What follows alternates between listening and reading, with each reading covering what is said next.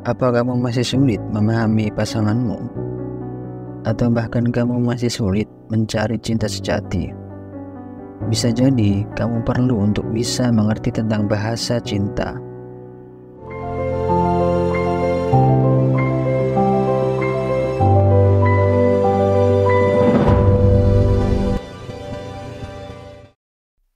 Jadi, penting untuk mengetahui dan berbicara dalam bahasa cinta dengan pasangan, sehingga kamu bisa menyatakan cinta dengan cara yang paling dia mengerti dan harapkan. Itu seperti kamu menjadi seorang ahli linguistik cinta. Sebab love language yang kamu dan pasanganmu inginkan tentu akan berbeda-beda. Maka, kamu perlu untuk memahami bahasa cinta pasanganmu, supaya kamu bisa mengungkapkan atau mengekspresikan rasa sayangmu dengan tepat dan sesuai dengan apa yang mereka ekspektasikan, tanpa perlu menerka-nerka atau menebak-nebak apakah dia akan suka dan nyaman dengan perlakuan yang kamu berikan. Dan cara mengungkapkan bahasa cinta ini tidak selalu ditunjukkan kepada pasangan. Bisa ke orang tua, atau dari orang tua ke anak, atau ke adik, atau keluargamu.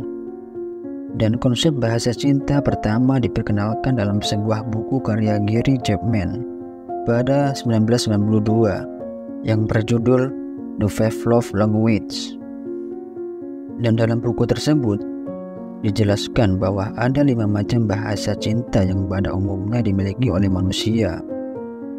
Yang pertama, acts of service. Jika pasanganmu dengan bahasa cinta seperti itu, maka berikan suatu tindakan yang sifatnya melayani. Tindakan itu bisa terjadi secara spontan, tanpa pamrih dan atas dasar inisiatif sendiri. Contohnya seperti membawakan mereka makanan tanpa diminta, memberikan perhatian-perhatian dari hal-hal yang sepele, dan punya inisiatif untuk membantu pasangan dalam mengerjakan pekerjaan rumah contohnya. Bergantian mengurus anak, itu juga bisa dilakukan. Terus yang kedua, word of affirmation. Jika pasanganmu dengan bahasa cintanya dengan kata-kata, maka kamu sering-seringlah berikan untaian kalimat atau kata-kata cinta dan kasih sayang. Contohnya dengan kalimat, "Aku sayang kamu, aku sangat bangga padamu, kamu itu istimewa, aku percaya sama kamu, terima kasih sudah memilih aku menjadi pasanganmu."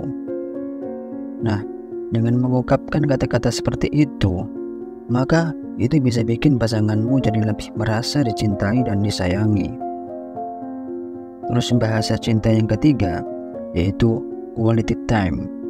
Jika kamu memiliki pasangan yang membutuhkan waktumu, maka kamu harus bisa spend waktu bersama pasangan yang lebih banyak tentunya. Pasangan seperti ini, itu sangat mengutamakan kebersamaan, agar bisa memberi waktu dan kasih sayang sepenuhnya di momen ketika bersama. Contohnya seperti matikan HP-mu ketika saat kamu dan pasanganmu sedang berbicara atau melakukan sesuatu kegiatan bersama. Dan kamu bisa pergi berlibur ke tempat favorit atau menonton film kesukaan bersama-sama. Terus yang keempat, physical touch. Coba perhatikan pasanganmu. Jika dia suka dengan perlakuan physical touch atau sentuhan-sentuhan kecil, maka dia termasuk seseorang yang ekspresi cintanya melalui sentuhan fisik secara konsensual. Contohnya seperti selalu mencium pasangan sebelum pergi kerja atau ketika pulang dari kerja. Dan pasti kebanyakan lebih mengutamakan seks kepada pasangan. Dan sering-sering kasih pelukan hangat, berpelukan ketika mau tidur, itu juga bisa dilakukan. Dan yang terakhir, bahasa cinta yang kelima, receiving gift. Jika pasanganmu memiliki bahasa cinta seperti itu, ya maka sering-seringlah kasih dia hadiah atau belikan sesuatu barang yang dia sukai. Atau bisa kamu beri dia kejutan kecil-kecilan Tidak perlu yang mewah atau yang mahal. Yang penting bisa bikin dia senang dan bermanfaat untuk dia. Maka otomatis dia akan merasa sangat disayangi dan dihargai. Nah, dengan kamu mengadopsi 5 love language, kamu dapat melihat bahwa cinta itu lebih dari sekedar perasaan aja. Karena kita juga perlu untuk melakukan sebuah aksi nyata yang dapat membentuk hubungan jadi lebih baik. Oleh karena itu, menginvestasikan waktu dan usaha atau effort untuk memahami serta meresapi bahasa cinta terhadap pasanganmu itu merupakan langkah kunci dalam membangun hubungan yang langgeng dan memuaskan. Jika kamu ingin berhasil narasi cinta yang sukses, maka pergilah, temu dia, dan bicarakan bahasa cinta dengan pasanganmu. Dan ingat, bukan hanya apa yang kamu katakan, tetapi bagaimana kamu mengatakannya, maka kamu akan menjadi pujangga cinta yang sesungguhnya. Sekian pembahasan dari Otak Oriental kali ini.